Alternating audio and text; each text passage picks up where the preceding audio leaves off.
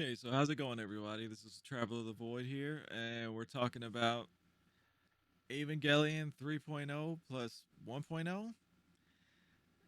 It's freaking names, man. Thrice Upon a Time. And I just finished watching it. I've had about an hour to try and collect my thoughts, and it's Evangelion, so ain't nearly enough time. But I just wanted to get a well, I guess a semi reaction video to it, a semi reaction review type of thing. I went into this after binging 1 through 3 yesterday and this morning. I have watched them previously, but it's been over a couple years, I think, since I actually sat down and watched all of them. So I still have all the. So the information from those first 3 movies is pretty ripe in my head. Overall, I'll just straight off the back. I thought it was a decent movie. There's some things with it, but I'll get into that later. So, a quick recap. This takes place pretty much right after 3.0. It leaves like literally it picks up right where they left off. The they fought against the Evangelion 13, got it deactivated, and they're now making their way towards somewhere where they can meet up with the rest of humanity. uh, what was it, Willie or Will? I don't know how it's supposed to sound in English, but anyway, uh, story. It's Evangelion. It was overall the movie. You can feel the difference in the different sections of it. There's a lot of character building. Uh, for a final movie, there's a lot of character building in this in the say first half of this movie. I liked it because it gives you a better understanding of the characters. I think like when you take it from like how the third movie, which a lot of people didn't like because uh, basically the third movie comes from a perspective of they wanted you to feel just how Shinji felt, how disoriented about what the hell is going on, what happened right after. I'm not going to say it was a good call or a bad call. I was fine with it. I liked the way they did it. I would have liked to known what happened between 2 and 3, but I understand what they went for with the perspective in 3. In this one, there's a little bit of that, but I think after the reaction they got, the somewhat visceral reactions in some cases, they got from the perspective of just throwing stuff at people without them having any context, they pulled it back a little. So you get moments with all the major the major pilots, and I thought it was done very well. It makes you connect a little more with the characters before they go into the crazy stuff that happens later on. Um, it clearly has a how do you say an act structure? I don't know the proper word for it. You can clearly tell the different sections of this movie, and it's like you have the peaceful section, the build up, and holy crap, it's Evangelion again. it's it's a wild ride. I'll give it. I'm just gonna say that I'm really trying not to spoil anything, and it's just definitely a movie that's gonna take a few watches to get a coherent understanding of the picture. I'm used to that with Evangelion, so even I'm still gonna have to watch it a few times, but I got the overall gist of what they were going for. Is it better than the old series or the end of Evangelion? I'd say it's up there with it. I can't really say it's worse or better. it kind of combines the two takes, like with the end of the series where it goes into this in-depth psychoanalysis of the characters. They kind of do that, and at the same time, they give you an somewhat conclusion that's a little bizarre, like an end of Evangelion. I can't, like I said, I can't really explain it without spoiling it. It's gonna get weird. It's Evangelion, so it's gonna get weird. So I'll try and go with other things.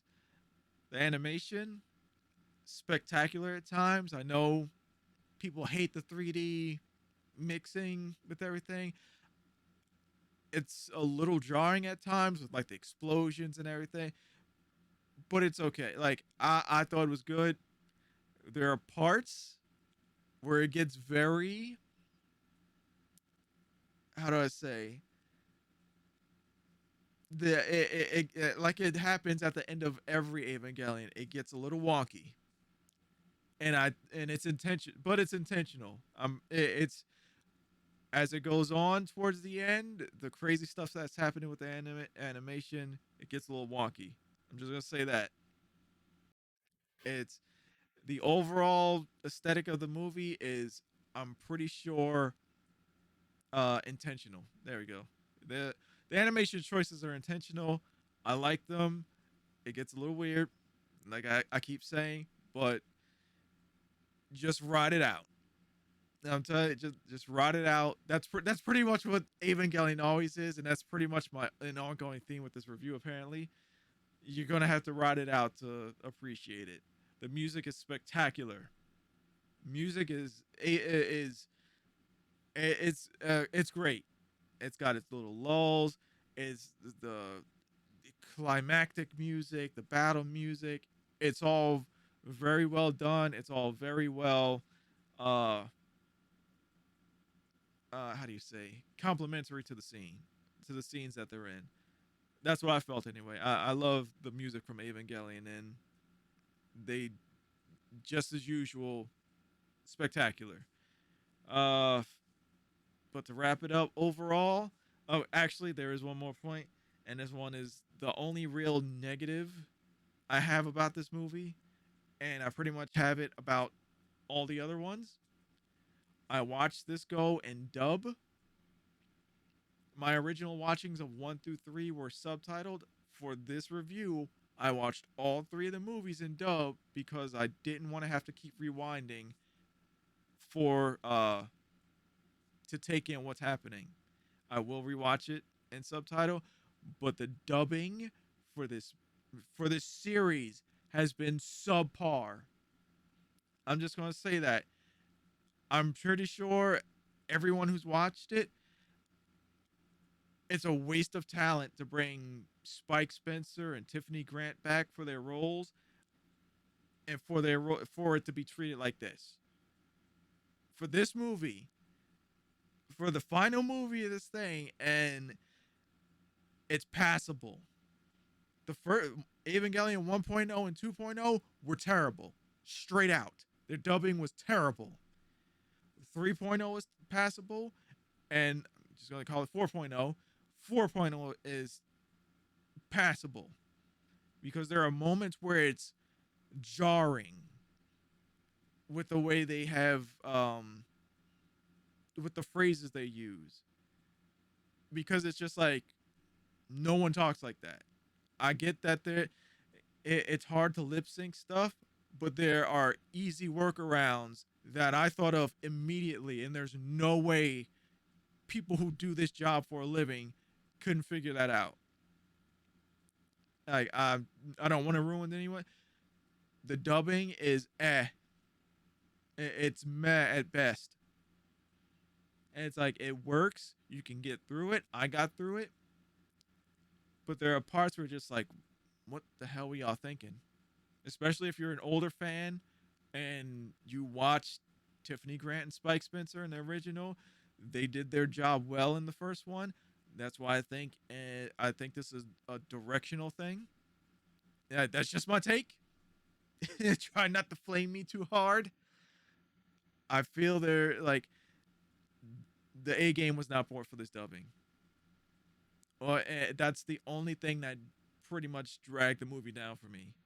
It'll probably be better since I'm going to watch it in subtitle next time. But if you're watching this in dub, get ready for some stuff to just be like, it's like a smack in. It's like someone tapping you in the face. It's not as bad as one and two.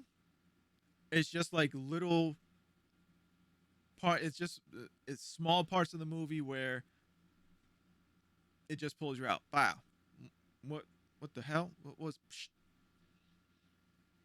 what did you just say? What? Why? What? That's weird.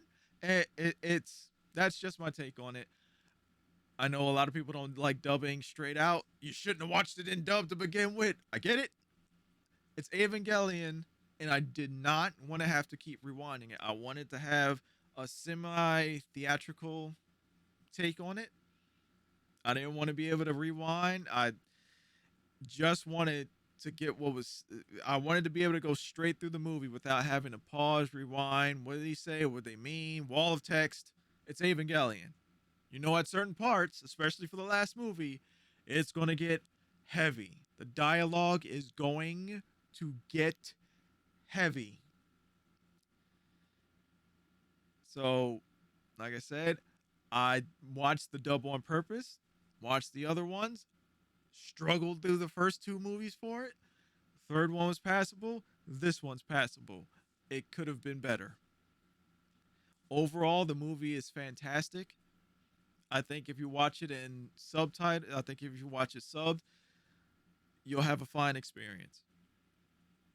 Uh, as an Evangelion movie, I think it's pretty much at the same level as the series and the rebirth and end of Evangelion movies.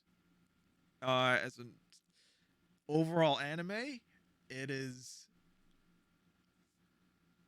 I'd give it a B. From an Evangelion fan perspective, I'd give it an A. From a regular anime fan who's just like they want to know what's the hype is about this movie, I give it a B. And I drop it down to a C if we're just like for the fucking dub. But I give it a B, B plus overall. That's my stake. B plus. A as an Evangelion fan, B plus as a just an anime fan. If you're just like walking into this and just like, oh, what's this like? Why is everyone talking about Evangelion? It seems overhyped. It's a decent movie. Give it a shot. I recommend it.